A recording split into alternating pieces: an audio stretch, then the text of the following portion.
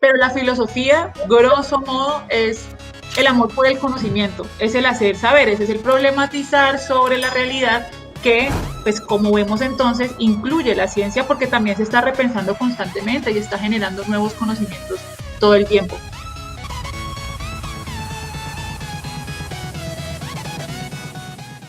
Y bueno, siendo las 11:05 de la noche en Alemania, las 3:05 de la tarde en Colombia. 4:05. 4:05, sí, 4:05 en Colombia. Paola y yo les damos la bienvenida a todos los que nos acompañan en este momento, en este live en Facebook para hablar sobre ciencia, filosofía y religión. La idea es tener un pequeño conversatorio más que un debate poniendo a, digámoslo así, a pelear o a discutir a las tres disciplinas. No es precisamente la idea, es más conversar en torno a las concepciones y a los problemas actuales que aborda cada una de estas áreas del conocimiento de estas disciplinas. Antes de empezar, le quiero dar las gracias a Paola por haber aceptado la invitación, corta invitación que le hice, pero creo que era pues necesario y muy sustancioso poder contar con la presencia de alguien como ella que tanto trabaja en temas de filosofía. Paola es filósofa y tiene un canal en YouTube que se llama Diarios de una Sofía. También tiene su cuenta de Instagram, por supuesto, con el mismo nombre, Diarios de una Sofía. Y también pueden encontrarla en Facebook como Diarios de una Sofía, en donde encontrarán básicamente múltiples reflexiones y miradas actuales desde la filosofía a problemas contemporáneos o a situaciones contemporáneas. Entonces, bueno, Paola, muchas gracias por aceptar la invitación y espero que nos divirtamos esta noche.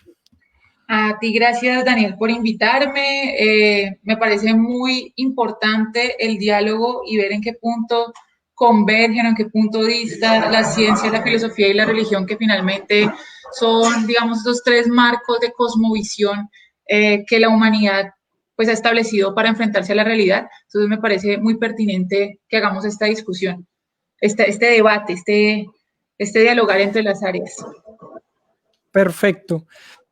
Bueno, me gustaría comenzar un poco como planteando algunas ideas básicas pues para comenzar a conversar y es básicamente aportar una, digámoslo así, una definición de campo para que tengamos en mente algunas ideas sobre las disciplinas propiamente dichas. Lo vamos a hacer muy brevemente, solamente para tener una idea con qué empezar. Me gustaría empezar a mí hablando de ciencia y religión. Después Paola me ayuda un poco también con el aspecto de la religión, por supuesto. Y finalmente con la filosofía, ¿no? La ciencia yo creo que puede definirse de una manera muy sencilla y es un conjunto de conocimientos y a la vez un método, ¿cierto? Hay algo que a mí me gustaría decir desde el principio y que creo que es un punto central de este conversatorio, y es que aunque la ciencia, o para muchos la ciencia es un método que describe los fenómenos naturales y también los fenómenos históricos, desde mi perspectiva no es la única forma de entender el mundo. Sí, uno puede entender el mundo a partir de muchas otras cosas o interpretar el mundo a partir de muchas otras cosas que no son ciencia. Entonces, simplemente podríamos decir que la ciencia, como campo de conocimiento, es un método, primero, que se basa en la observación y en la experimentación para dar cuenta de fenómenos naturales. Quiero definir también o referirme brevemente también a la concepción de religión que podríamos manejar aquí hoy. La religión entendida como un discurso estipulado para generar una moral y pudiera decirse también una ética en ciertos grupos humanos, ¿cierto? Por moral yo entiendo más una serie de costumbres que referirnos a cosas de lo bueno y lo malo, si algo es bueno, si algo es malo, no precisamente la moral entendía un poco como más las costumbres y la, digámoslo así, un poco la cosmovisión con la que se rige una sociedad, ¿cierto? Entonces, a diferencia de la ciencia, que la ciencia es una disciplina que está en constante movimiento, en constante cambio, la ciencia de hace 10 años, de hace 20 años, de hace un siglo, no es la misma ciencia de hoy. Las religiones cambian un poco sus prácticas, pero su base teológica, o digamos, su base práctica como religión permanece más o menos inmutable, ¿no? Nosotros no vemos nuevas versiones del Nuevo Testamento, usted no va a ir a una librería y va a comprar la Biblia con los últimos escritos de Jesús o cosas así, ¿cierto? Entonces es, digamos, una disciplina que permanece más o menos inmutable en el tiempo a diferencia de la ciencia. Paola, te doy la palabra para que Por concluyas. supuesto. Bueno, filosofía, yo creo que en ciencia es mucho más fácil la definición, pero tanto religión me parece un poco más complejo, como filosofía, pues tiene unas definiciones más que ambiguas, un poco más diversas y que Ujú, se han dado, digamos, transversales a lo largo de la historia del pensamiento. Por un lado, la filosofía etimológicamente es amor a la sabiduría. Amor a la sabiduría y en tanto amor a la sabiduría es un verbo, es decir, una búsqueda constante hacia. Como amor a la sabiduría, de hecho, incluye la ciencia en su definición, sino que de todas maneras, ahorita yo creo que vamos a seguir con esa discusión. La filosofía y la ciencia encontraron como esos campos distintos de acción, en tanto que la ciencia se volvió empírica, mucho más, digamos, observable, medible, cuantificable y con cierto método que implicaba una comprobación, mientras que la filosofía se relegó, que eso lo podemos llegar a discutir, a un campo un poco más teórico y en ese orden de ideas especulativo.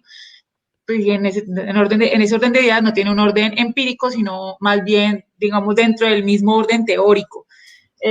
Pero la filosofía, grosso modo, es el amor por el conocimiento, es el hacer saberes, es el problematizar sobre la realidad que, pues como vemos entonces, incluye la ciencia porque también se está repensando constantemente y está generando nuevos conocimientos todo el tiempo.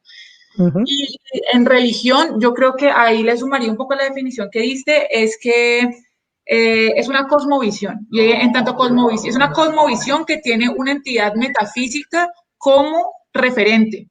ujú, Aunque, aunque de hecho hay ciertas religiones que nos sacan un poquitico de esa definición, ¿no? Porque pues si vemos, por ejemplo, el budismo es una religión no teísta, o sea, no tienen un dios, sino que sigue un sistema de doctrinas para poder llegar hacia ciertos fines. El taoísmo no tiene como una suerte de Dios, como lo vemos como una entidad metafísica externa, sino que el taoísmo ujú, piensa en el Tao, que es como la energía universal y está en todo, es más bien panteísta. Pero entonces yo creo ujú, que religión es como un sistema de creencias con ciertas doctrinas que nos ujú, llevan hacia ciertos lineamientos morales y éticos, hacia cierta manera de obrar. ujú. En ese orden de ideas, con lo que acabas de mencionar, ¿cómo podrías tú como demarcar un poco el campo de conocimiento entre la filosofía y la religión? Por ejemplo, digamos, ¿qué nos, qué nos habla la filosofía que no pueda decirnos la religión o viceversa? Mira que esta disputa ha sido muy grande en filosofía y de hecho, digamos como que se dio fuertemente en la modernidad.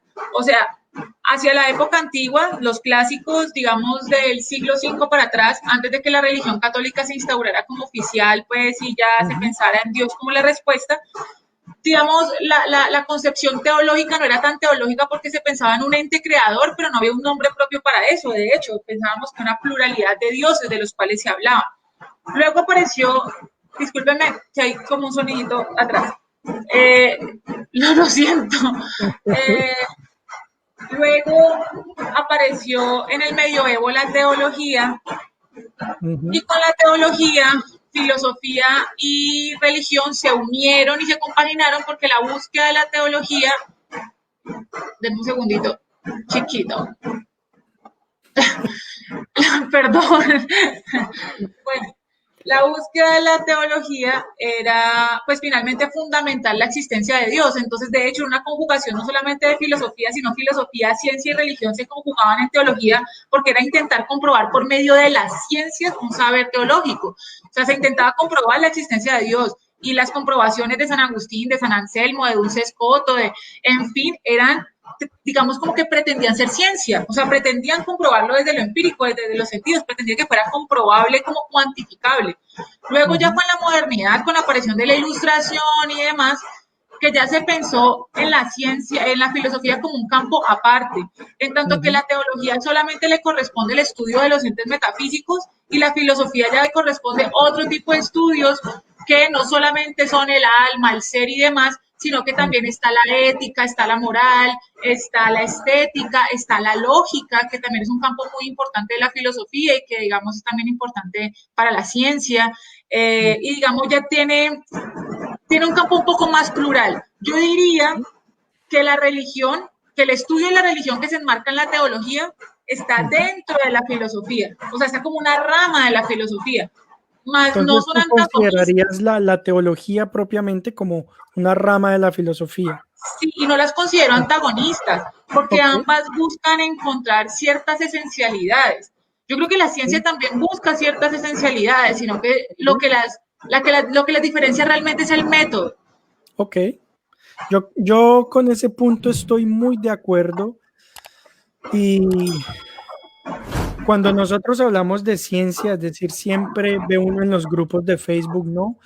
El debate, ok, ¿ustedes creen en Dios o creen en el Big Bang? ¿Cierto? Usted siempre lo que llamo yo el falso conflicto entre ciencia y religión. Es decir, hubo un conflicto, por supuesto, hace algunos años, siglos, milenios, bueno, tal vez décadas, pero yo creo que una concepción clara o moderna de la ciencia y la religión las separa completamente eh, como dos esferas epistemológicas completamente distintas. La ciencia es algo que básicamente y fuertemente se basa en la observación, en la experimentación, en la reproducibilidad. Algo que puedas ser puesto a prueba por cualquier persona es ciencia, ¿sí? Algo que, digamos, hay una discusión muy fuerte ahora en lo que se llama en la física la teoría de cuerdas. La teoría de cuerdas es básicamente todo un esquema matemático para describir el universo en sus más ínfimos detalles, como una gran teoría de toda la física. Pero el problema en este momento con la teoría de cuerdas es que no se puede poner en ningún experimento, ¿cierto? Entonces la ciencia, todo lo que sea ciencia es algo que usted pueda poner en un experimento y que alguien más también lo pueda poner en un experimento, ¿sí? Eh, entonces, por ejemplo, yo siempre he dicho, en este momento, el tema de Dios no es un tema de la ciencia. Es decir, para San Agustín, tú lo mencionabas ahora, tal vez lo fue, y San Agustín de pronto intentó con, diría yo desde mi perspectiva, argumentos lógicos. Tú los llamaste científicos, yo considero que son como argumentos lógicos, tratar de demostrar evidente la existencia de Dios, ¿cierto? Pero actualmente para la ciencia, el tema de si Dios existe o no, no es un problema de su esfera, porque simplemente es algo que no puede eh, poner en un experimento. Ahora bien, la ciencia entonces busca describir fenómenos naturales o fenómenos históricos. Ese es el objetivo de la ciencia propiamente dicho. No es el objetivo de la religión. Y hay algo que a mí me gustaría traer a colación, de pronto para que quienes nos escuchan, y bueno, y tú también después, Paola, por supuesto, comenten un poco. Y es que la religión no tiene como objetivo describir fenómenos, ni contar historia, ni dar cuenta de hechos históricos. La ciencia utiliza, lo siento, la religión utiliza algo que se utiliza mucho en la novela o en la comedia, ¿cierto? Que es básicamente un relato que mezcla la realidad con la ficción con el objetivo de dar un mensaje, ¿cierto? Cuando uno está escuchando a un comediante que va a echar un chiste sobre algo, entonces el comediante dice, ay, el otro día yo estaba hablando con mi esposa y pasó esto, esto, esto. Puede que eso nunca haya sucedido, pueda que la conversación con la esposa haya sucedido, pueda que nunca haya sucedido.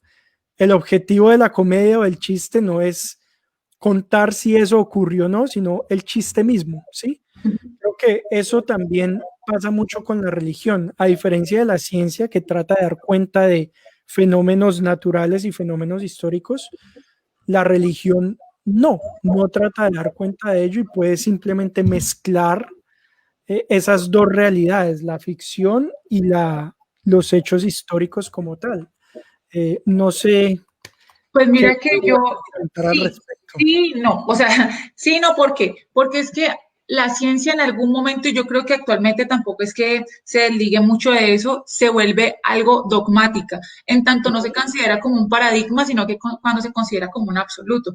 Hay una crítica que me parece muy interesante que tiene un filósofo de la ciencia que se llama Feyerabend, y él dice, el problema de la ciencia cuando se intenta instaurar como un dogma es que no le da cabida y no le da espacio a otro tipo de saberes. La ciencia siempre se tiene que dar como innovadora y como revolucionaria. ¿Por qué pasamos de la teoría geocéntrica a la heliocéntrica? Pues precisamente porque de un sistema que se estaba volviendo como el deber ser, o sea, la Tierra está en el centro y todo gira alrededor porque vemos que el sol se pone de un lado y acaba en el otro, entonces todo tiene que girar en torno a nosotros. Y eso obviamente aunado con la religión, cuando la ciencia estaba al servicio de la religión, pues lo consideraba más como un dogma que como un paradigma, como algo que pudiera ser cambiado constantemente, que pudiera ser replanteado. Ese concepto de paradigma lo plantea otro filósofo que se llama Popper. Y entonces, lo que dice Feyerabend, que me parece muy interesante, es que hay dos tipos de ciencia, y yo creo, digamos más, lo puedes hablar tú, y es la ciencia desde el conservadurismo a la ciencia innovadora. La ciencia conservadora es la que pretende preservar los mismos esquemas con los cuales se ha hecho ciencia, y le cuesta muchísimo poder ver otros distintos y también están al servicio del poder. Finalmente, la ciencia, que también se vuelve un discurso, digamos, se vuelve como el relato de la verdad, o sea, es como lo dice la ciencia y eso se vuelve todo grandote y como que da un argumento de autoridad cuando dicen lo dice la ciencia y uno no sabe finalmente quién, pero es que lo dice la ciencia, ¿sí? Está al servicio del poder. Pero por el otro lado está la ciencia innovadora que lo que busca es precisamente ser disruptiva. Y ahí voy a otro filósofo ahí como rápidamente que se llama Popper, que lo mencioné ahorita que hablaba del paradigma, que me parece genial, y él habla no, perdón, no es Popper, sino Kuhn, Tomás Kuhn. Kuhn dice algo interesante sobre el paradigma y es, siempre está una ciencia clásica, ¿no? Está la ciencia. Luego está, y esa ciencia, pues digamos, está con cierta verdad. Luego hay algo que se llama una crisis y es cuando se presenta un pensamiento opuesto a lo que está planteado como instaurado como la ciencia. Como por ejemplo, no sé, la teoría de cuerdas en contraposición a, no sé, la física newtoniana, por ejemplo, no sé. Pues no sé, pues me corregirás. Sí, no, es un ejemplo. Es un ejemplo. Luego entonces de esa crisis se da un nuevo paradigma y un paradigma es aquello que tiene la posibilidad de ser negado, la posibilidad de ser cambiado, la posibilidad de ser pensado pero no instaurado como la verdad. Entonces por eso te decía, depende de lo que planteabas, que la religión se vuelve esa mezcla de fantasía y bueno, sí, es de fantasía y relato, pero que se instaura como lo verdadero, como algo que no cuenta una historia, sino que lo importante es lo que dice más que como estudiarse a sí mismo. Yo siento que depende del momento histórico en que se vea la ciencia también puede ser religión, en tanto que se instaura como lo absoluto. Yo creo que hoy en día pensarse en una ciencia, digamos, dogmática es un error en sí mismo. O sea, yo creo que ya de base está mal. Uno ya no piensa uno piensa que se puede negar constantemente y replantear. De hecho, ahora sí otro filósofo que se llama Popper decía algo que se llama el falsacionismo y él decía, la ciencia siempre se ha preocupado por verificar las cosas, más que verificar deberíamos falsearlas. O sea, si una teoría tiene la posibilidad de encontrar algo que la refute, eso puede llegar a ser una teoría válida, más que buscar que lo valide porque pues todos los científicos estarían sesgados para encontrar una validación y pues finalmente la van a encontrar de algún modo. Entonces, yo creo que la ciencia y la religión fueron en algún momento, así suena un poquitico disparatado, lo mismo. Ok. Cuando una estaba al servicio de la otra, cuando la ciencia, de hecho, estaba al servicio de la religión. Que lo estuvo por Muchos bastante siglos. tiempo, ¿no? Por muchos siglos, sí. Eh, lo que mencionas me parece un aspecto muy importante porque creo que es de alguna manera una concepción eh, inadecuada de la ciencia. Es decir, la gente, bueno, muchas veces los científicos, pero también la gente considerará la ciencia como una verdad absoluta, ¿no? Hay un post que yo veo cada vez en grupos de Facebook y que me saca un poco el quicio, que es una frase célebre de Neil deGrasse Tyson en su serie Cosmos. Entonces él dice, la ciencia es verdadera, creas en ella o no. Yo digo que es una frase de televisión hermosa para un programa sobre el universo, pero en sí misma carente de sentido científico mismo, porque la ciencia, si no hablamos propiamente de la ciencia no pretende la ciencia nunca instaurará una verdad absoluta. Por el contrario, la ciencia está siempre dudando. Bueno, estamos hablando de la ciencia en el mundo de las ideas, ¿no? Lo que sería la ciencia perfecta, ¿sí?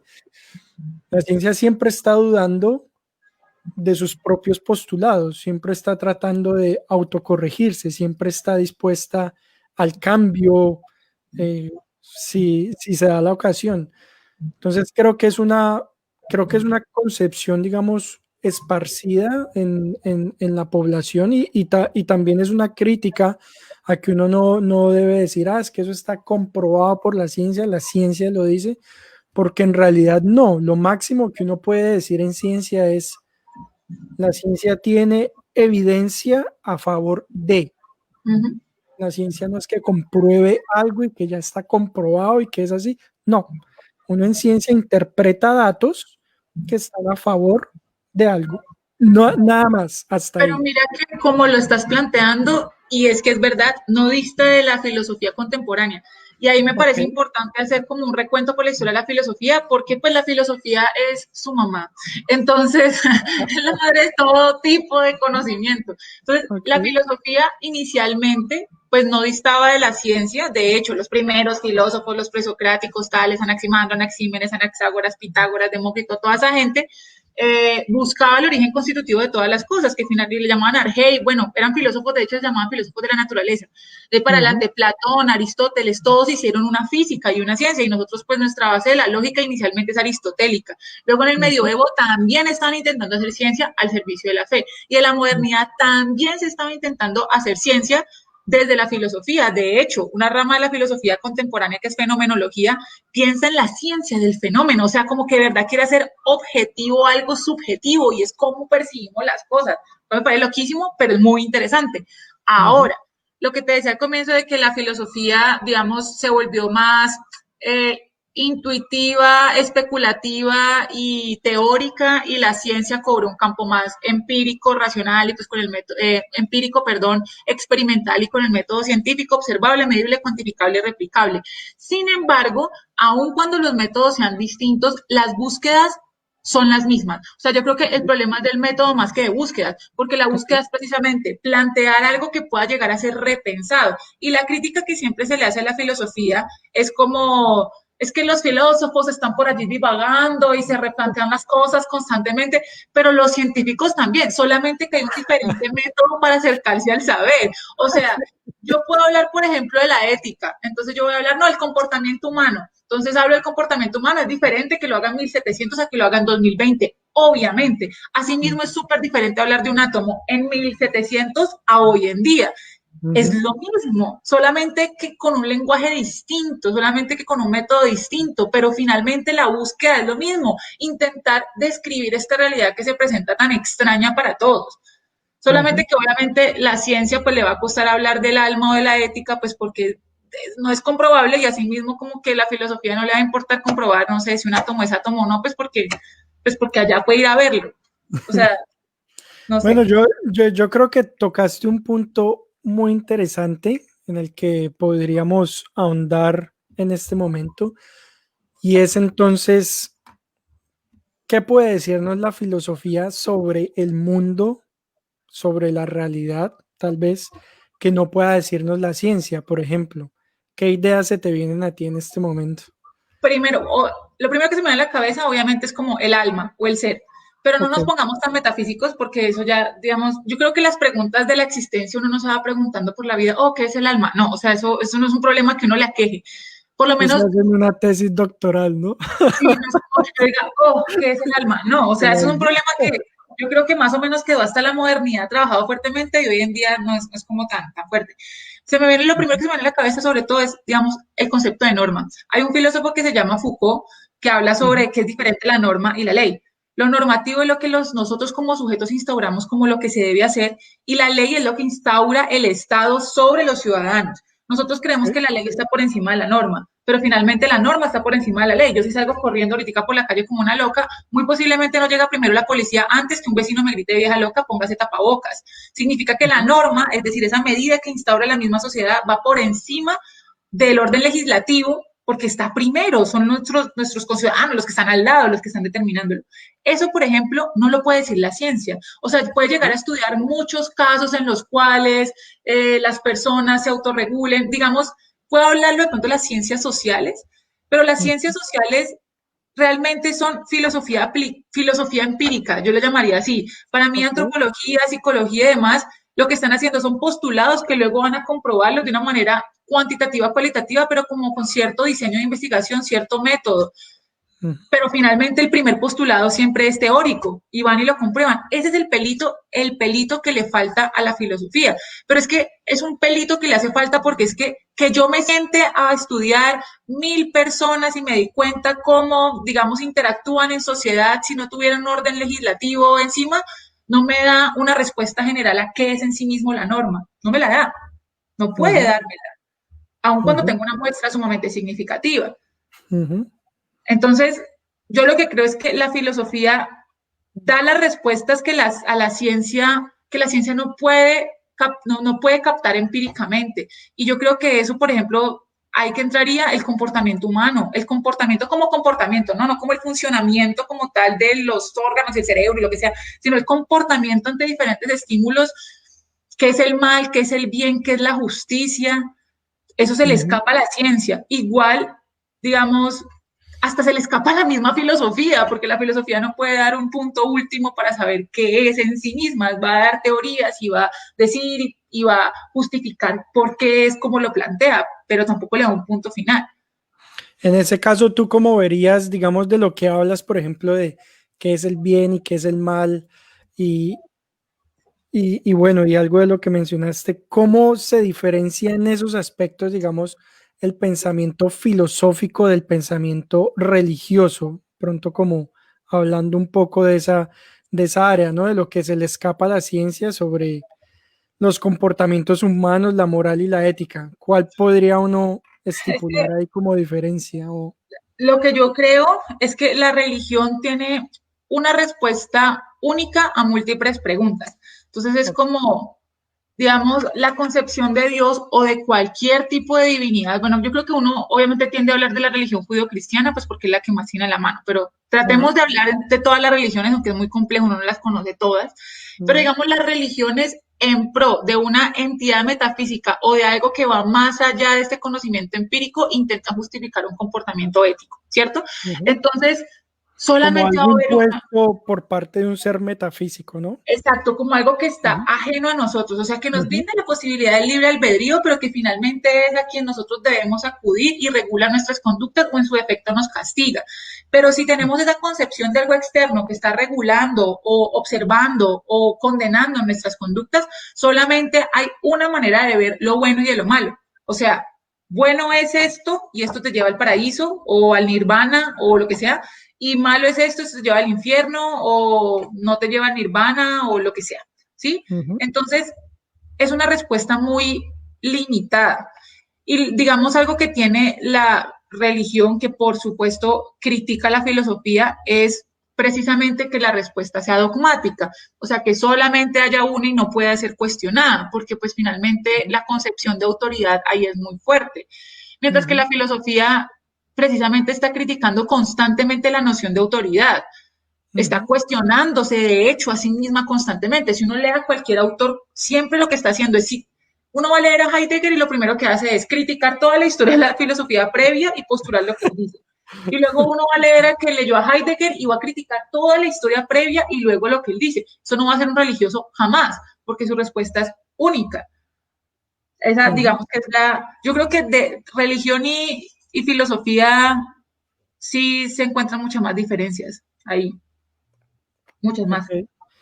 En el aspecto de la ciencia, yo creo que lo más distintivo puede ser allí que usted no necesite en absoluto de ninguna autoridad. Es decir, a mí me gusta mucho definir la ciencia como una disciplina que genera un conocimiento compartido colectivamente. Yo creo que en eso se parece mucho a la filosofía, en el sentido de que admite muchas visiones del mundo, ¿cierto? Y yo creo que la filosofía particularmente es también una disciplina que se construye colectivamente. Tú misma lo mencionabas, pues no hay ninguna autoridad superior académica de la filosofía. Yo creo que eso es también muy valioso de la ciencia y particularmente, aunque digamos en la práctica no es algo que pueda estar muy a la mano. Yo creo que una gran ventaja que tiene la ciencia es que usted no necesita la creencia en algo. Es decir, cuando muchas veces uno escucha, bueno, ¿y tú crees en el Big Bang? ¿Tú crees en la evolución? ¿Tú crees en esto, en lo otro? Creo que no es una cuestión de creencia, porque desde el punto de vista científico, usted mismo, con las herramientas adecuadas, puede ir a confirmarlo, ¿no? Digamos que en cómo se maneja la ciencia en este momento, el ciudadano de a pie tiene que hacer, digámoslo, y lo voy a llamar así, no sé si sea correcto, un salto de fe, ¿no? De creer a lo que dicen los científicos. Pues, ¿por qué? Porque el ciudadano de a pie no puede decir, que encontraron genes neandertal en los humanos, venga, voy a confirmar en mi casa a ver si eso es verdad, ¿cierto? No lo puede hacer, digamos, en la práctica dicha, pero digamos que ese conocimiento compartido, usted con las herramientas que tiene, también podría llegar a lo mismo. Es decir, la ciencia, digamos que no se limita, o lo que hablamos de reproducibilidad en ciencia, no se limita solamente a que usted de pronto llegue a las mismas conclusiones, sino que de alguna manera pueda obtener los mismos resultados, ¿cierto? Yo en ciencia puedo decir, ok, con este telescopio observé una galaxia a cierta distancia en esta dirección, ¿cierto? Una persona que también tenga las capacidades tecnológicas para mirar a esa dirección del cielo y pueda ver la galaxia, pues deberá ser capaz de poder verla, ¿cierto? Lo bueno de la ciencia es que no es algo que funcione como no, es que la galaxia solamente la puedo ver yo con mi telescopio y ustedes me tienen que creer a mí, como para decirlo de alguna manera. Entonces yo creo que eso es un punto fundamental en la medida en que permite una construcción colectiva del conocimiento que no está supeditada a ninguna autoridad única. Yo creo que las perspectivas que nos dicen, y que lo veo también mucho en mis interacciones de Facebook, y es que, bueno, que ustedes solamente le creen a la NASA, que eh, eso es un dogma que pone la NASA. Tanto yo creo que esa gente piensa como si la ciencia fuera un edificio, ¿no? Como un edificio allá y, bueno, esas son las oficinas de la ciencia y allá está donde está la ciencia diciendo algo, ¿cierto? Como en Sí. una oficina, como si fuera un ente, una persona diciendo algunas cosas, pero la verdad es que no, la verdad es que la ciencia es una disciplina completamente repartida en cualquier latitud del mundo, que precisamente lo hablamos ahorita, pues va como construyéndose y dialogando desde muy distintas perspectivas. Eso es como Yo creo lo que que el problema ocurre en este momento. esa concepción que tiene la gente cuando dice no es que solamente le crees a la NASA es porque se ha monopolizado el discurso en ciertas personas para volverlo como una figura de autoridad, como si la ciencia fuese una entidad por allá en ese edificio y que fuera en una oficina de, oh, somos la ciencia y decimos esto. El problema es que en ocasiones muchas personas, y lo digo también desde la filosofía, que se escudan, o que se escudan, no, que digamos toman como herramienta el discurso de la ciencia y los saberes de la ciencia, dejan de lado todo tipo de saber, otro tipo de saber o otro tipo de acercamiento a la realidad. Hay una, no sé si esto venga a Ujú. cuestión, pero yo soy muy fan de los cultubers, ¿no? O sea, como estos youtubers, pero que hacen como ciencia y conocimiento en internet, hacen divulgación, y hay muchos españoles súper chéveres, hay unos que se Sí. llama como Date un blog que habla de ciencia, sé de ciencia, Quantum Fractum, y hay Ok. otra que se llama La Gata de Schollinger, no sé si la conozcas, que es una chica, Ujú. una youtuber que habla, digamos, como que critica todo eso que ella considera pseudociencia. Entonces, critica todo lo que tiene que ver con la medicina alternativa, todo lo que tiene que ver con el terraplanismo y lo justifica, digamos, como teóricamente desde la ciencia, pero en ocasiones hace algo que a mí me parece molesto, chistoso pero molesto, y es que va por lo menos a los congresos de los terraplanistas y los entrevista y Ujú. evidentemente se les burla. Y uno entiende obviamente pues por qué la burla, pero digamos, uno también entiende el otro lado por qué se molesta, porque siente que la ciencia está parada sobre la verdad o se siente parada sobre la verdad. O sea, yo sé que obviamente tratar de justificar teóricamente, por ejemplo, la astrología se vuelve absurdo. O sea, se vuelve absurdo pensar que un cúmulo de estrellas puede determinar mi conducta a la luz de mi fecha de nacimiento. O sea, Ujú. eso, digamos, dentro de la ciencia da rabia cuando los astrólogos dicen es que esto se puede comprobar, así como da rabia que un científico diga es que eso no tiene validez. Entonces yo creo Sí. que el problema de la ciencia, porque creo que también la filosofía en ocasiones cae en eso como en un discurso de Sí. autoridad y uno se siente por allá sentado en el conocimiento como en un trono de oro, como el trono Ujú. del saber, es que se niegue más que la existe, o sea, más que sea verdad o no, como que tenga la posibilidad de existir otro tipo de saberes, saberes Ok. ancestrales de la medicina, por ejemplo, la astrología. Yo sé que suena absurdo, pero el terraplanismo, o sea, uno qué le puede decir a un terraplanista si cree que la Tierra es plana. Pues sí, vos puedes darle todas las maneras de comprobarlo, pero tampoco puedes invalidarlo. Y yo siento que a veces tanto Ok. la filosofía como la ciencia ridiculiza esas cosas que considera saberes absurdos. Y eso no está bien. Entonces yo creo que mucha gente por eso le da tanta rabia cuando dice, lo dice la Sí. ciencia, como los antivacunas, por ejemplo. O sea, Ujú. si uno dice, esa gente ya lo que está tentando es Entonces, contra la desde salud. tu punto de vista, digamos que el... Ay, te me fuiste, Dani, te me fuiste. Perdón, ¿puedes ¿Ya volverlo a me decir? oye? Es que te me fue un momentico la No, señal. no, Dime, aquí estoy, aquí estoy. Eh, dime. entonces, desde tu punto de vista, digamos, en este planeta, ¿debería dársele cabida a cualquier tipo de discurso, como los antivacunas, del terraplanismo, etcétera, etcétera?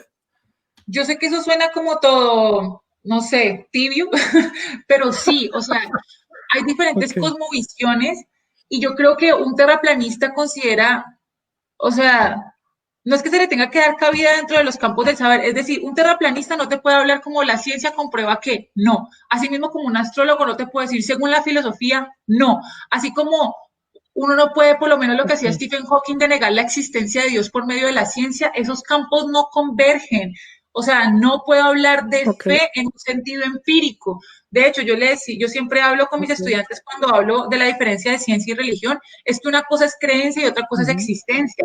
Yo puedo decir, el vaso está aquí, verdadero o falso, y es evidente para todos. Puedo llegar a comprobarlo, medirlo, cuantificarlo, observarlo. Puedo hacer ciencia de la Ujú. existencia de este vaso en este momento, en este espacio.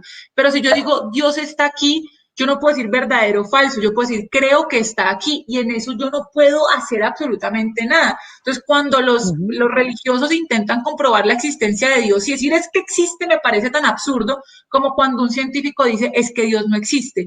No tiene Ujú. ningún sentido, no converge.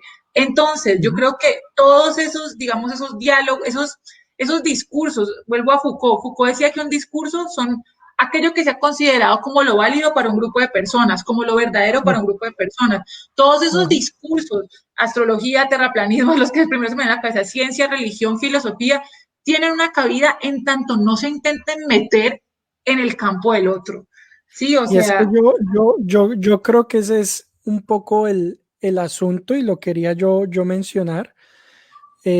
Si yo como científico a mí alguien me dice, no, es que yo creo que nosotros somos seres espirituales y vinimos a este mundo para trabajar en nuestro espíritu y después morimos y vamos a otros universos, whatever, no dice, ok, ¿sí? Es decir, eso no es un campo de la ciencia, es decir, el usted creerse un ser espiritual con objetivos espirituales en el mundo, eso nada que ver con la ciencia moderna.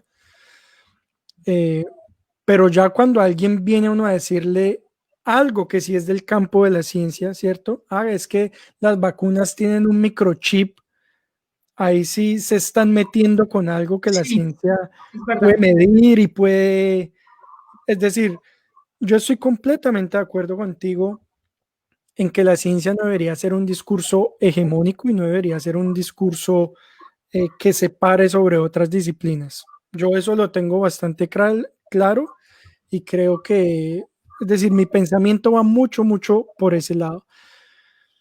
Pero, y tú lo dijiste también perfectamente, la ciencia no puede negar la existencia de Dios simplemente porque no es un objeto de estudio científico, no tiene cómo negarlo. Pero yo sí creo que muchos de los conflictos modernos, es decir, la ciencia sí te puede decir si la Tierra es plana o no, ¿me entiendes?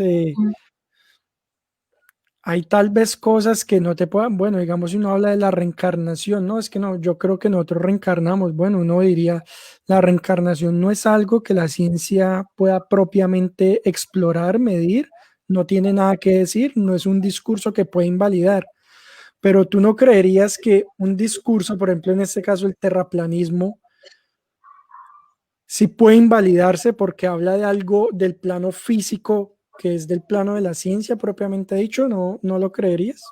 Sí, pero mira que lo loco es que yo no sé si has visto las discusiones de terraplanismo, pero son, no sé, tienen un discurso como tan, o sea, yo no soy Ujú. terraplanista, ¿no? Pero es como que tienen primero, no soy terraplanista, pero digamos como que tienen un discurso tan validado como dentro de ese mismo discurso de la ciencia, es que si escucharas, bueno, de pronto también te puedo compartir videos para que compartas, de pronto cuando compartas este video, digamos, de discusiones entre científicos y terraplanistas, que tienen un discurso que se ampara dentro de la ciencia, pero digamos como que le encuentra una patica y Ya. termina afirmando que la Tierra es plana. Entonces, digamos, el discurso que ellos dicen, digamos, que sostienen, es que las grandes paradigmas y las grandes revoluciones paradigmáticas en la ciencia se han dado precisamente postulando algo que se consideraba absurdo.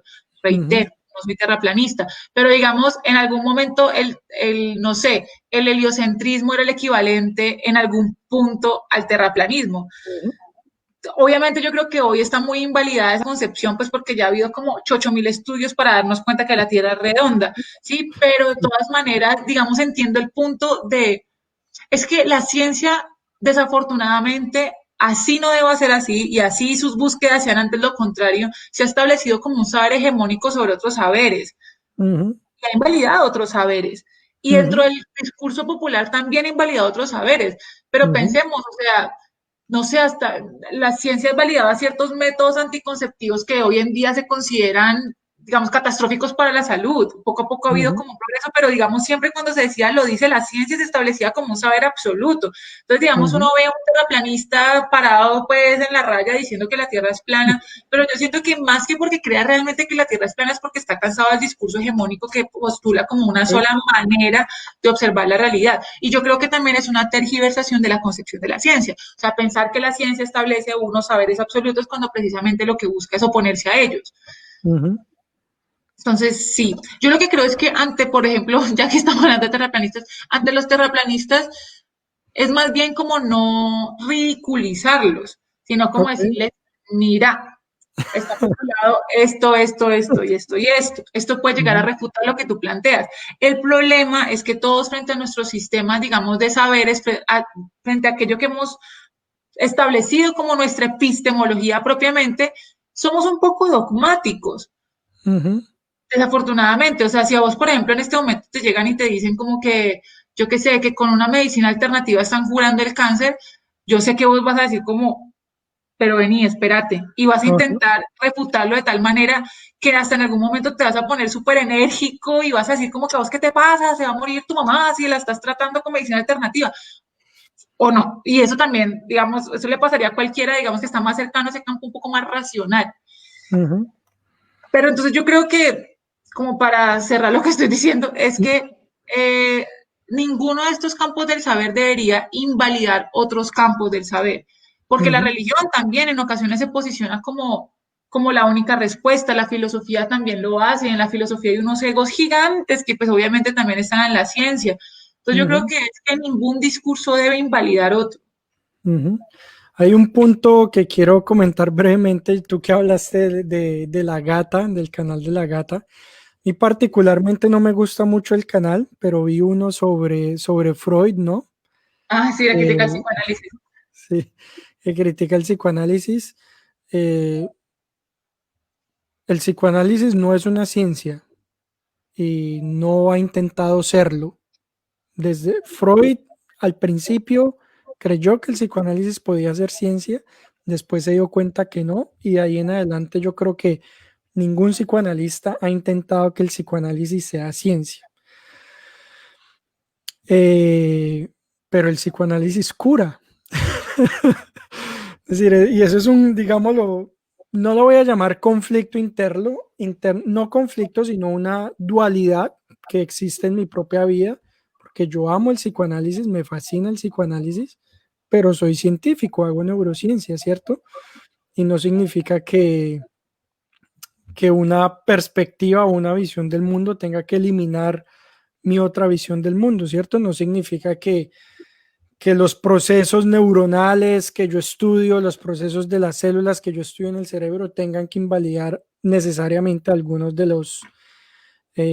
las perspectivas que propone el psicoanálisis y viceversa. Entonces creo que es algo que con lo que uno tiene que aprender a conjugar en muchas ocasiones, ¿no? Y yo creo que es precisamente también cuando se habla muchas veces o se tiene la creencia de que si usted cree en el Big Bang, no puede creer en Dios, que si usted cree que hubo un Big Bang, que el universo tuvo un principio físico, entonces usted tiene que ser ateo y no puede creer en Dios. ¿Por qué? ¿Cierto? Que un Es decir, discurso no tiene por qué invalidar otro. exactamente, usted puede ser una persona perfectamente teísta, creer en Jesucristo, en Dios, en Jehová, en la Virgen María, y aún así considerar o tener claro que la evolución es un proceso natural, que el universo nació a partir del Big Bang, etcétera, etcétera. Entonces es un poco que también a mí me choca, digamos que estábamos como tratando de limitar esa cuestión y creo que ahora es bastante claro de que son discursos que tienen propósitos completamente distintos, métodos completamente distintos y que por esa razón uno no puede invalidar con un discurso científico, un discurso teológico o invalidar con un discurso científico, un discurso filosófico, ¿cierto? Siempre y cuando, digamos, o en la mayoría de los casos que se mantienen cada uno en sus respectivos saberes o en sus respectivas esferas, por decirlo de ¿Sabes alguna qué manera. pasa, digamos, en dónde se vuelve problemático?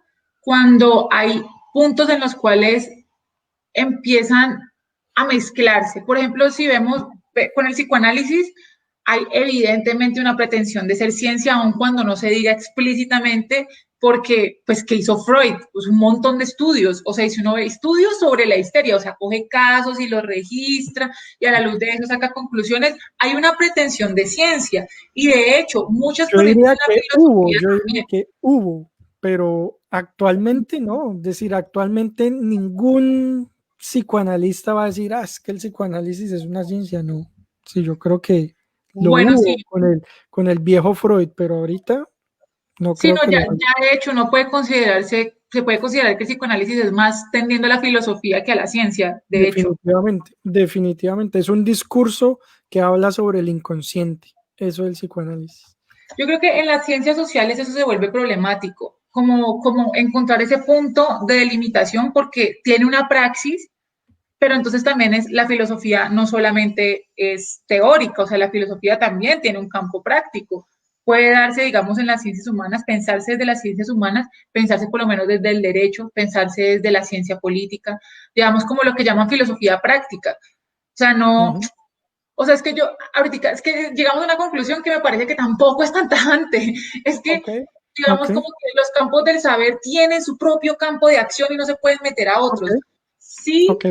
y no, porque hay puntos en los que empiezan a converger un poco, o sea, se empiezan a combinar y entretejer. Por ejemplo, me parece, el psicoanálisis, digamos, en tanto tenga una aplicación, en tanto tenga un paciente al cual está dirigido y una intervención, ahí tiene un campo más empírico y ahí también empieza a chulear casos en los cuales sirve y en los cuales no, y ahí tiene cierta pretensión de ciencia, aún no sea solamente con Papá Freud, o sea, más adelante también en Lacan, Fromm, yo también me estoy yendo para atrás, de pronto psicoanalistas contemporáneos que desconozco, de todas maneras hacen terapia y ahí hay como Ujú, cierta intención también de intervención y de objetividad, cierta intención de ujú, objetividad, ujú, como lo tienen las ciencias humanas. O sea, un psicólogo, por ejemplo, cuando hace un estudio, si bien siempre lo delimita como estudio comparado entre no sé qué, cuál población y cada vez limita más para poder decir algo sobre eso, quiere decir algo objetivo. De hecho, ujú, así hay una, no sé, cuántos niños comen chicle en el colegio tal, del año tal y con tales edades. Trata, ujú. al final, uno siempre ve las conclusiones, trata de hacer el objetivo. Con esto se puede ver que quizá a los niños de 13 años les gusta el chicle, ¿sí o Ok, no? Es una ok, pretensión de universalidad, aún ok, ok, cuando no sea propiamente ciencia. Entonces, ok, no sé, no sé si hay una conclusión. ok. No, no, es válido. Aquí nos comenta Aida Vélez. Muchas gracias por estar con nosotros. Ah, Ada Vélez, disculpas. Muchas gracias por estar con nosotros. Nos comenta que se tiende a confundir la espiritualidad con la religiosidad. Sí, es cierto. Dice, a mí me dicen que no puedo ser espiritual por ser atea, pero en realidad soy bastante espiritual aún sin creer en un creador del mundo, Dios o dioses. Bueno, digamos que es un poco lo que comentábamos, ¿no? Que definitivamente no se tienen por qué anular. Yo no solamente lo llamaría discursos, sino que también lo llamaría dimensiones del ser humano. Yo creo que una dimensión del ser humano, como sea que le llamen, solamente por llamarlo aquí, por ponerle un nombre, la dimensión racional no debe anular la dimensión espiritual o cualquier otra dimensión que uno pueda de pronto nombrar de alguna manera. Eh, Paola, desde tu punto de vista, en el mundo moderno, empecemos por la religión para no dejar el asunto rezagado. ¿Qué papel crees tú que pueda jugar la religión en el mundo moderno? Digamos, es decir, juega diversos papeles por la tradición histórica que tiene, pero desde tu punto de vista, en la modernidad, ¿la religión tiene alguna función? eh, bueno, ¿tiene alguna función? ¿Sirve de algo en cualquier esfera del ser humano? Yo Eh, diría que sí, yo diría que sirve como una idea regulativa de nuestras conductas, plantea cierto orden moral. O sea, yo puedo decir, hay personas que son lo suficientemente autónomas como para ser ateas y darse como un propio funcionamiento sin tener que acudir a alguna medida externa, algún factor externo que determine su conducta, por supuesto. Pero yo creo que la mayoría no. Y necesita, digamos, tener esa idea de algo que tenga un carácter punitivo o en su defecto, digamos, de felicitaciones, pues, o sea, que le dé como cierto valor o le quite cierto valor a sus conductas. Yo creo que dentro de todo, por Ujú, ejemplo, la idea que nosotros tenemos de culpa es una idea completamente judeocristiana. La idea de culpa, por ujú, ejemplo, es una idea regulativa de las conductas. Nosotros si salimos a matar a alguien, en ocasiones nos da o sea, en ocasiones no es que yo haya salido a matar a alguien, pero pienso que alguien que va a matar a otro lo llena de culpa precisamente sentir que está haciendo algo malo más que por el hecho mismo de que digamos, éticamente sea incorrecto, sino porque siente que algo lo va a castigar, siente que algo lo está viendo, aun cuando yo creo que está, y esto es un postulado bastante arriesgado, pero yo creo que hasta las personas ateas, si han sido criadas, digamos, como en un contexto judio-cristiano, como por ejemplo el colombiano, que es tan fuertemente arraigado, pues, el catolicismo, sienten algo de culpa o de temor frente a lo que está mal, ¿sí? De hecho, esa determinación tan tajante del mal y el bien es religiosa, inicialmente.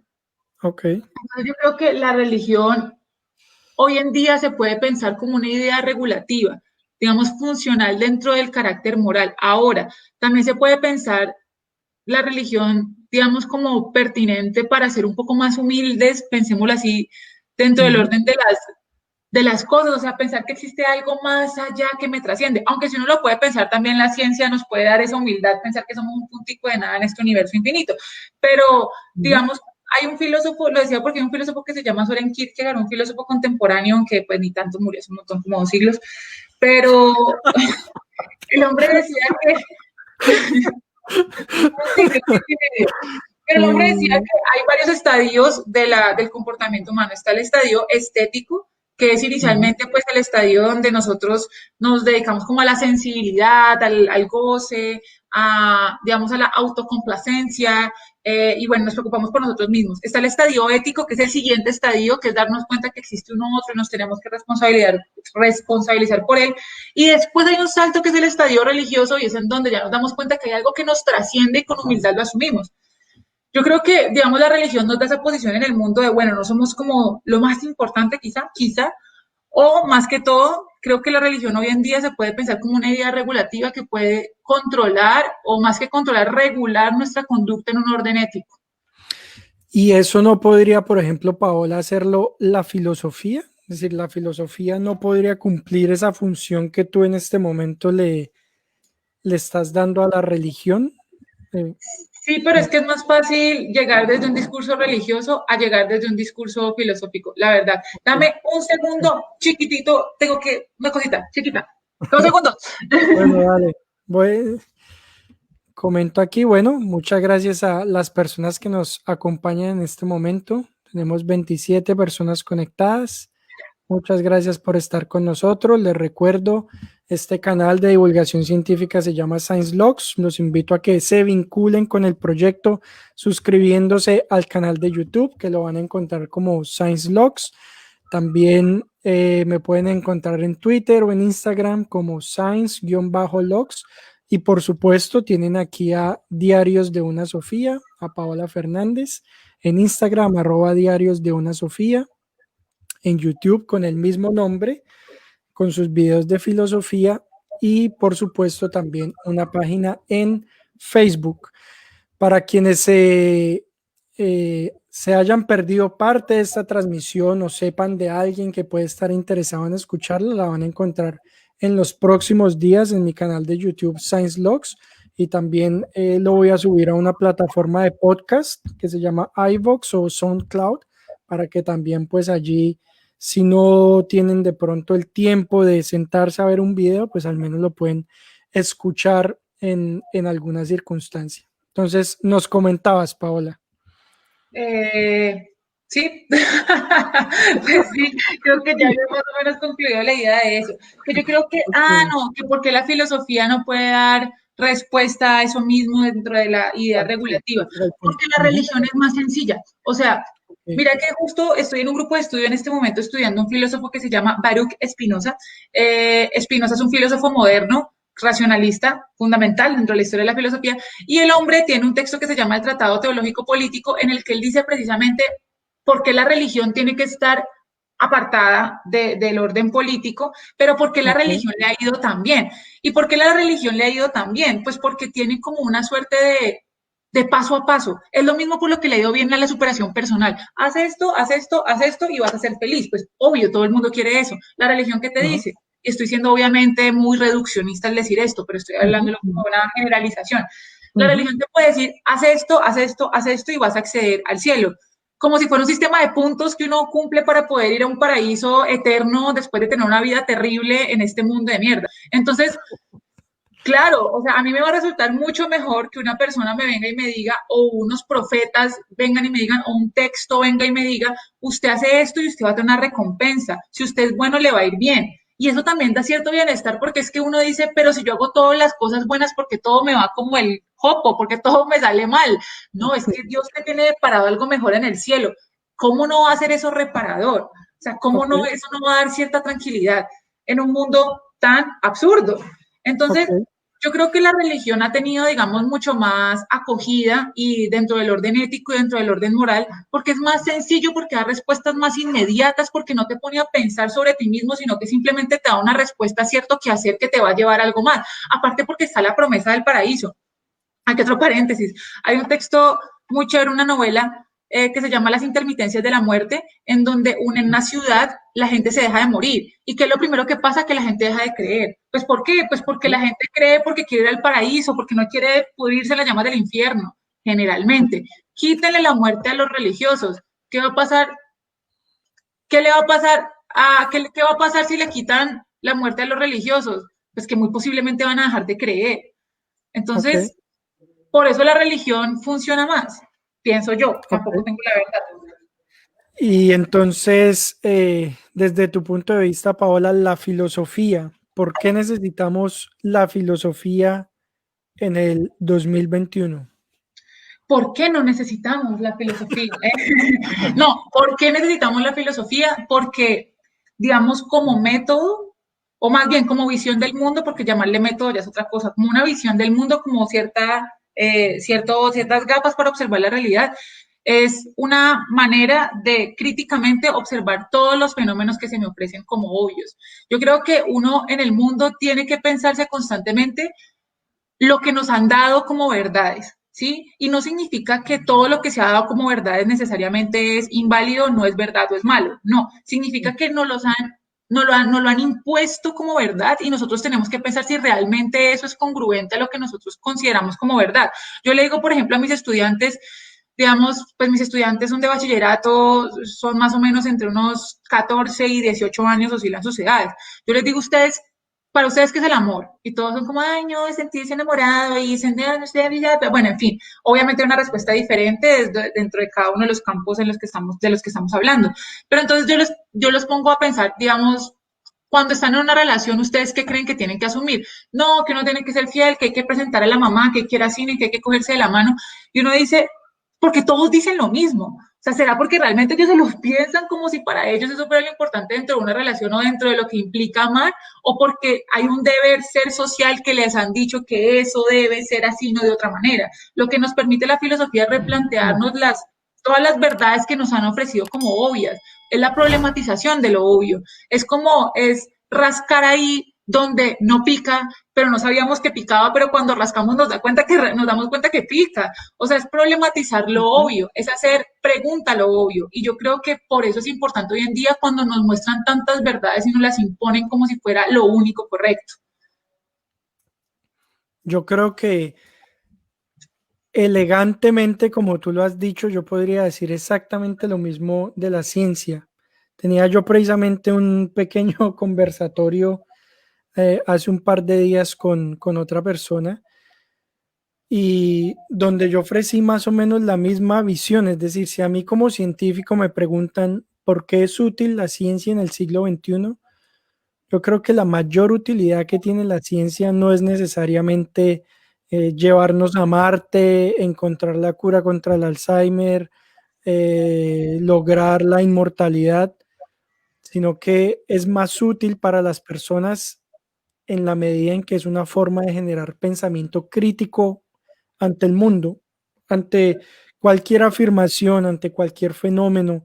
Yo creo que una persona entendida en ciencia, lo primero que cultiva es precisamente el pensamiento crítico, que creo que es en una medida muy, muy, muy extensa, una facultad, digámoslo, más filosófica, si podría decirlo de alguna manera, pero creo que es el punto fundamental de la ciencia. Yo hago divulgación científica no para que la gente no precisamente para que la gente sepa qué son los genes, para que la gente sepa qué es la evolución, qué son los astrocitos. Ese es un objetivo secundario. El objetivo principal es que las personas puedan desarrollar pensamiento crítico ante cualquier situación de la vida. Uno Total. es un poco desconcertante uno ver cómo surgen con toda esta cuestión de la facilidad de la comunicación, de las redes sociales, etcétera, etcétera, una cantidad de discursos, de historias sobre el mundo que la gente no tiene la oportunidad de discernir, ¿no? La gente no tiene la oportunidad de decir, ¿será cierto? ¿No será cierto? Vamos a verificarlo, miremos qué hay allí detrás, sino que son discursos que en mucha medida, bueno, y pienso en este momento particularmente teorías de la conspiración, por ejemplo, entonces que llegan la tía, que pone ahí en el grupo de WhatsApp de la familia, que un médico italiano dijo, yo creo que no solamente desde la ciencia, sino como tú lo mencionabas ahorita, desde la filosofía, uno podría sentarse y decir, un médico italiano, ¿qué médico italiano? Venga a ver qué dijo, ¿será que sí, será que no? Como analizar un poco con más detenimiento como situaciones de la vida cotidiana. No necesita ser uno tener 50 teorías científicas en la cabeza o ser un Sheldon Cooper para uno, creo yo, desde la filosofía o desde la ciencia, tener un pensamiento crítico ante el mundo y ante la era de la posverdad, como la llaman, ¿no? Exacto. Sí, no, es que yo creo que no es que la gente no pueda, digamos, observar críticamente la realidad, sino que no se le ha educado para hacerlo. O Sí. sea, estamos en una sociedad muy facilista, estamos en la sociedad del clic, de la inmediatez. Y al estar todo tan inmediato, simplemente una noticia que se me ve en WhatsApp es mucho más sencilla que ir a corroborarla en Internet o ir a corroborarla, digamos, en un artículo académico. Entonces yo creo que es más educar y de hecho lo que estamos haciendo que es divulgación, que ambos lo hacemos desde nuestros campos, que yo creo que ciencia y filosofía, digamos, tienen la misma raíz, sino que simplemente se despegaron con diferentes hojas, pero finalmente el tronco es el mismo, que es precisamente la problematización del mundo y la visión crítica, más que crítica, es como asombrosa de la realidad, como que todo le asombra y todo lo quiere llegar a saber, que es problematizarse la Ujú, realidad, quiere saberlo todo, ambos campos. ujú, Entonces, lo que considero es que lo que estamos haciendo, que es divulgación, es precisamente la búsqueda de darle herramientas a las personas para que sean capaces de acceder a lo que tenemos a la mano. Es que estamos en o sea, yo creo que estamos en el mejor momento de la historia en tanto conocimiento y así mismo la gente aún desconoce mucho más, pero nosotros tenemos acceso a todo campo del saber. Si se nos da la gana en este momento de saber astrofísica, lo podemos saber si nos ponemos a estudiar. Y eso no ujú, pasaba antes. O sea, la enciclopedia ujú, de Voltaire por allá casi lo matan porque es que lo iban a quemar si lo hacía. O sea, el ujú, conocimiento era poder y en tanto el conocimiento era poder no podía estar en el pueblo y hoy en día está para todos. Pero ¿qué ujú, pasa y por qué no lo hacemos? Yo creo que más que la gente no tiene el acceso es que no ha sido educada para acceder a eso. Y, ujú, y ese es el problema, y esa es la búsqueda que debemos tener todas las personas, pues todos los docentes o los que queremos hacer docencia, ya sea en internet o en presencialidad en un aula. ujú. Bueno, quisiera bueno, algunos comentarios, presentar algunos comentarios de las personas. Laura Tranquilo. Garner nos dice, estoy encantadísima con los temas y sus visiones. Estudiante de antropología, la religión entiendo que surge en prácticamente todos los casos para explicar cosas inexplicables. Cuando la ciencia toma lugar, empieza a ser más relegada porque las cosas pasan a tener una explicación. Creo que lo curioso es su variedad y cómo prevalece. Mm. Bueno, hay un tema ahorita que Lara habla de la variedad y cómo prevalece. Una vez leí un artículo en Scientific American de un tipo que se llama Julien de Huy, que es un francés, él está en el campo de las humanidades o la lingüística, alguna cosa. Solamente vino a mi mente en este momento y lo quiero comentar.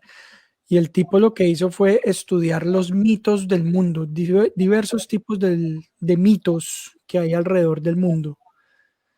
Y el man como lingüista utilizó una técnica que se utiliza en biología molecular para analizar las raíces de todos esos mitos alrededor del planeta, en América, en Asia, en África.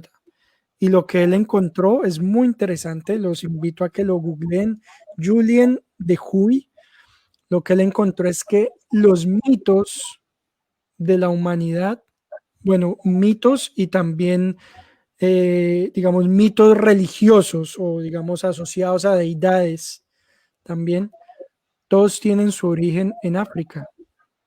Es súper interesante. Es decir, uno a veces se pregunta, bueno, ¿y por qué es que estos creen en esto y estos otros que están a 5.000 kilómetros creen en más o menos lo mismo? Eso es porque había dioses y ellos vieron los mismos dioses, por ejemplo, eso algunos lo argumentan. Y la explicación de esta persona es que esos mitos nacieron en África, se, por supuesto, se diversificaron y se fueron cambiando con las migraciones humanas alrededor del planeta en tiempos donde la escritura no existía y todo era oral, ¿cierto? Pero aún así todavía se pueden rastrear de alguna forma los mitos de esos mitos y aparentemente todo eso nació en África, es decir, hubo un mito primordial que después se diversificó acorde con las migraciones humanas en el planeta. Súper interesante. Vino Suena muy interesante. a mi mente con el comentario de Lara, pues que siendo antropóloga estoy seguro que le interesará mucho también. Aquí nos dice Felipe Moncada, la ciencia es cierta, creas en ello o no, en lo que comenté, simplemente porque busca verdades del mundo natural en donde se desarrolla la realidad del ser humano. ¿Tú qué Yo crees, creo que Paola? ¿Hay, ¿Cómo? Yo creo que hay un problema de terminología en la misma afirmación. Cuando dice la ciencia Ok. es cierta, primero está hablando de una verdad como irrefutable, ¿sí? Aparte como si la ciencia, cuando a mí, por ejemplo, me dicen, ay, es que tú estudiaste filosofía, sabes de filosofía, y yo digo, no, tengo ciertos conocimientos básicos, pero yo, por ejemplo, me especialicé en una rama que es la fenomenología, que es una rama de la filosofía muy específica, y yo puedo no manejar los mismos temas de filosofía de la mente, que también hacen parte de la filosofía. Entonces no es un bloque, yo creo que la ciencia tampoco es un bloque. Entonces cuando decimos la ciencia es cierta, estamos hablando que todo campo dentro de un saber científico es verdadero por sí es ciencia y aparte estamos combinando otro término que es ajeno, que es la creencia, que lo hablamos ahorita, que creencia es diferente a existencia, y no tienen el mismo orden epistemológico, no lo tienen. Entonces uno no puede creer en una ciencia verdadera. Pues, o sea, en sí mismo ya es una Sí, paradoja. súper interesante. Y a mí, yo quería preguntarte, porque nos escribía Felipe, muchas gracias Felipe por el comentario, nos escribía, busca verdades del mundo, es decir, ¿crees tú que hay en el mundo verdades? Sí, No, no mira sé que cómo precisamente leyendo a Spinoza, el hombre decía algo que yo no, te lo planteo también a vos a ver qué pensás. Él decía, digamos, que existen verdades, el problema es que las desconocemos, y eso es un planteamiento bastante cercano al socrático, platónico y demás, y es que el mundo es, el problema es que todavía no sabemos cómo es, y yo en eso, digamos, no, no es que nosotros encontremos la verdad, más bien, el discurso que nosotros damos no es verdadero. El mundo es, el problema es que desconocemos cómo es y nos vamos acercando a él de diferentes maneras. Pero digamos, yo le digo a mis estudiantes cuando hablo de esto, cuando pasamos de la teoría geocéntrica a la heliocéntrica, no es que la Tierra estuviera quieta y dijera un momento a otro, uy, me pillaron y empezó a moverse. No, es que la Tierra siempre se movía, sino que nosotros desconocíamos que lo hacía. Hoy en día, cuando vemos todo esto de los exoplanetas y demás, y que nos damos cuenta es que hay otros tipos de planetas y que no solamente son los terrestres y los, o sea, no significa que es que de un momento a otro aparecieron planetas distintos o planetas gigantes muy cercanos al Sol que nos parecía algo absurdo. O sea, hay un montón de cosas que en nuestro sistema, nuestro sistema solar no estaba, sino que es que lo desconocíamos. O sea, la realidad es, el problema es cómo nos hemos acercado a esa realidad para saber cómo es. Yo no creo que haya una manera de acercarse única. Lo que creo es que el mundo es uno. Lo que pasa es que nosotros lo desconocemos. Ok, yo estaría de acuerdo con esa perspectiva, completamente. No tendría nada más que agregar al respecto. Laura Garnis, nuevamente, muchas gracias Laura por participar. Nos dice, me gustaría saber qué lugar creen que toma el arte. Personalmente la suelo interpretar como un puente entre la ciencia y esos campos metafísicos. También creo que ha permitido a los científicos acceder a nuevos campos interpretativos. Mm, Bueno, duro. Pues es que compleja reflexión. el arte siempre ha tenido un problema, ¿no? Y es que hay una, todo tiene la vida un problema, hombre, estudio filosofía, Invalidando el así que arte ya. siempre va a haber un problema. Invalidando el discurso del arte ya.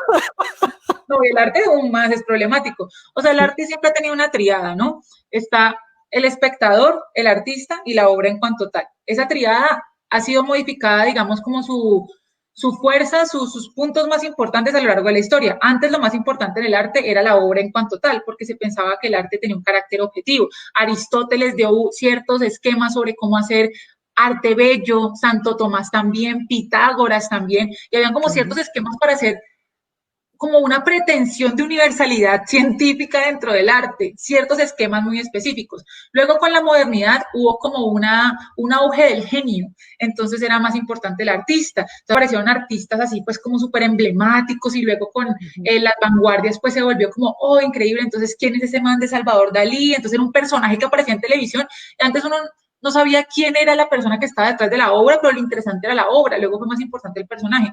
Y hoy en día prima más el espectador. Entonces, siempre que pensamos en el arte, pensamos en las sensaciones, en lo que me evoca, en lo que me hace sentir.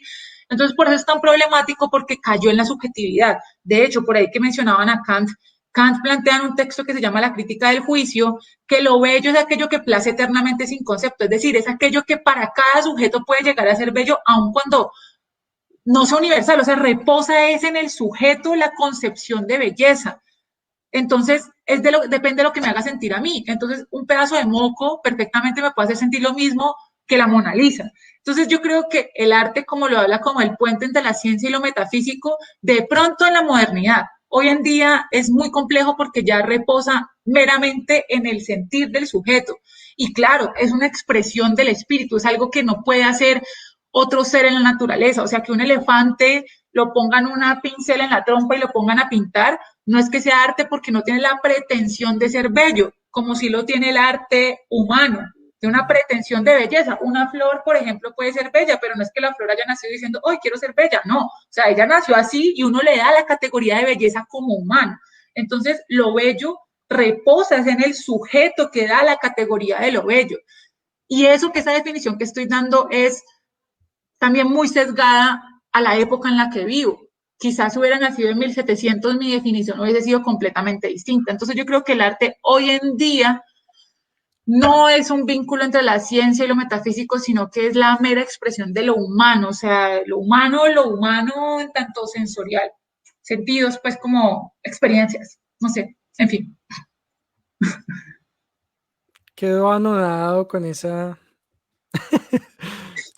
exposición que hiciste El arte. sobre, sobre el arte. Bueno, Álvaro, bueno, lo que tú decías de Kant, nos dice la perspectiva de Kant frente a la cosa en sí es un concepto sobre el que siempre hay que volver para recuperar la humildad epistémica. Es que Kant decía, la cosa en sí es el noúmeno, ¿no? O sea, él hace una distinción entre noúmeno y fenómeno. El noúmeno es lo que es la cosa en sí misma, lo que no podemos darnos cuenta que es porque no podemos percibirlo, y el fenómeno es lo que se me aparece. Entonces yo, por ejemplo, para explicarles a los estudiantes, les digo, como que ustedes que ven aquí, no, pues que esto es igual para todas partes. Entonces, ustedes que ven aquí, les muestro un cuaderno. Entonces, no, una pantalla negra. Yo les puedo decir, no, locos, ¿qué les pasa? Yo veo un fondo dorado. Entonces, es porque estamos viendo el mismo celular, pero desde diferentes fenómenos que se nos ofrecen ante los sentidos. Okay. El noúmeno es aquello que yo no puedo conocer del celular, que es el celular en sí mismo, su esencia, pues porque no lo acompaño desde su génesis hasta su fin y en todos sus estados siendo celular. O sea, no tengo capacidad de captarlo fenoménicamente, o sea, como se me aparece. Pero es una concepción muy moderna, es pensar que existen ciertas esencialidades y buscar las esencialidades. Por allá después, muchos años después, Nietzsche dice, ¿cuál es la pendejada del mundo? Es lo que está aquí. O sea, lo que se me ofrece es del mundo. Yo, ¿cómo puedo decir que en sí mismo el vaso, cuál en sí mismo? El vaso es lo que se me ofrece. Entonces, yo creo que más, o sea, vuelve y juega lo mismo. En la epistemología y todo campo del conocimiento y toda afirmación y todo discurso que vemos sobre la realidad es fruto de un momento histórico. Digamos, esa concepción de esa búsqueda de esencialidades es súper moderna, medieval y antigua. no es tan Ujú, contemporáneo. O sea, hoy en día no buscamos esencialidades porque realmente no es importante encontrar esencialidades. ujú. Y quizá en unos 200 años volvamos a buscar esencialidades, quién sabe. O sea, cada momento, la epistemología es fruto de un momento histórico, toda manera de acercarse al conocimiento es fruto de un momento histórico. Yo creo que eso conecta un poco con lo que nos escribe Tatiana Ramírez, que nos dice en muchas ocasiones el conocimiento, ciencia o filosofía también han sido reguladas por una norma política de acuerdo a lo que conviene a los ciudadanos. Creo que conecta un poco con lo del momento histórico, ¿no? Y de pronto también en este caso con, digámoslo, por llamarlo de alguna manera, el equilibrio de poderes en donde se dé ese conocimiento en particular, ¿no? Claro, ¿no? Todo discurso, y vuelvo y juega Foucault, es que Foucault me encanta como filósofo, todo discurso está al servicio del poder, ¿sí? Entonces, la ciencia como discurso está al servicio del poder, justifica o no ciertas cosas, de hecho, en algún momento, y bueno, sabrás más vos que yo, por supuesto, hay ciertas cosas que se pueden o no se pueden revelar dependiendo de, bueno, en fin, todo lo que podemos.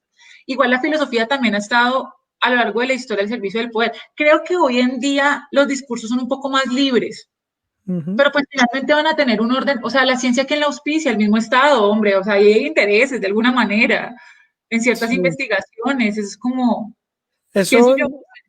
digamos que es una cuestión, es decir, es innegable que la ciencia o la financiación científica se paga en su mayoría con dineros públicos. Algunas instituciones privadas pues también hacen ciencia,